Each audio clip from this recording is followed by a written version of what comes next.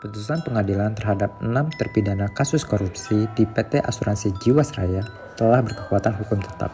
Kasus bermula sejak 2006 ketika ekuitas Persero tersebut defisit sehingga perseroan berencana untuk skema reasuransi. Namun hal tersebut tidak menyelesaikan masalah. Pada 2019, Kementerian BUMN telah melaporkan indikasi kecurangan tersebut ke Kejaksaan Agung. Hingga ditemui 6 terpidana tersebut menyebabkan kerugian negara sebesar 16 triliun rupiah.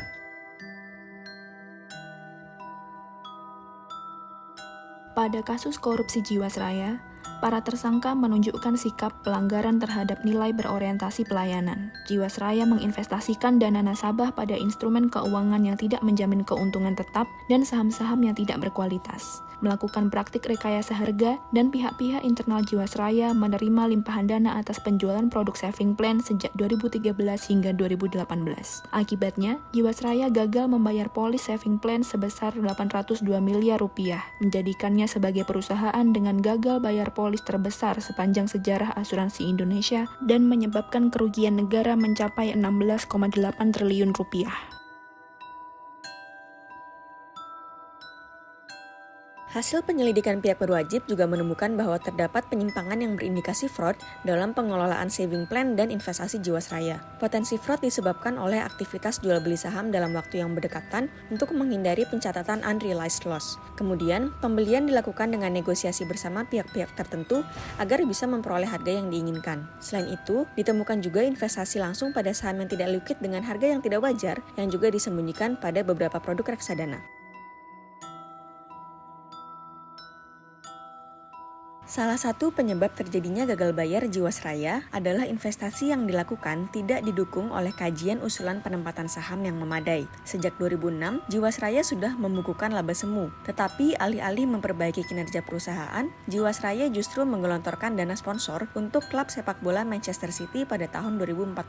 Jiwasraya juga kerap berinvestasi pada saham gorengan, yang berindikasi merugikan negara sebesar 4 triliun rupiah. Hal ini berkebalikan dengan cerminan nilai kompeten, yaitu melaksanakan tugas dengan kualitas terbaik. Masalah Jiwasraya dimulai dengan dilakukannya manipulasi laporan keuangan oleh mantan direktur utama dan direktur keuangan. Laporan keuangan yang telah dimanipulasi menunjukkan Jiwasraya mencatatkan laba yang sebenarnya hanyalah laba semu. Pada tahun 2008, BPK memberikan opini disclaimer atau tidak menyatakan pendapat untuk laporan keuangan 2006-2007 lantaran penyajian informasi cadangan tidak dapat diyakini kebenarannya. Di tahun 2017, Jiwasraya memperoleh opini tidak wajar dalam laporan keuangannya karena ada kekurangan pencadangan sebesar 7,7 triliun rupiah. Jiwasraya tidak melakukan tugas dengan jujur dan transparan hingga kemudian berakibat pada kondisi kerja yang tidak kondusif di mana hal ini tidak sesuai dengan nilai harmonis. Dalam kasus ini, terpidana telah melanggar nilai dasar loyal dalam berakhlak berupa tidak menjaga nama baik instansi negara, yaitu Badan Usaha Milik Negara, PT Asuransi Jiwasraya, dan tidak memegang teguh ideologi Pancasila. Salah satunya pengamalan sila pertama, yaitu ketuhanan yang Maha Esa, karena telah mengambil yang bukan haknya, dan hal tersebut merupakan larangan bagi seluruh umat beragama. Kasus penyelewengan tata kelola investasi ini menyalahgunakan penerapan budaya adaptif. Dalang dari kasus ini memanfaatkan peluang-peluang yang ada untuk keuntungan pribadi, tidak memperhatikan kepentingan nasabah, dan justru malah merugikan nasabah dan negara. Selain itu, dengan kurang dimanfaatkannya teknologi secara baik, membuat pengelolaan keuangan tidak transparan, yang justru dimanfaatkan untuk tindakan manipulasi.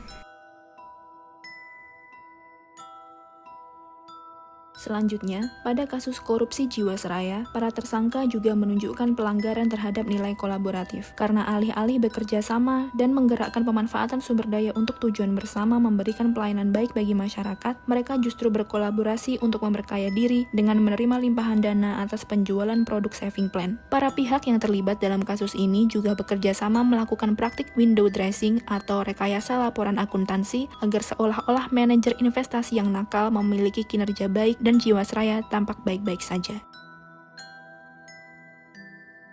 Kementerian BUMN telah mengusulkan beberapa alternatif penyelesaian kasus Jiwasraya, diantaranya dengan restrukturisasi utang dan kerjasama pembentukan anak perusahaan dengan BUMN. Jiwasraya akan membentuk anak perusahaan asuransi Jiwasraya Putra, di mana investor strategis akan bekerja sama dengan pemegang saham lainnya, seperti PT Bank Tabungan Negara, Pegadaian, PT Kereta Api Indonesia, dan PT Telkomsel.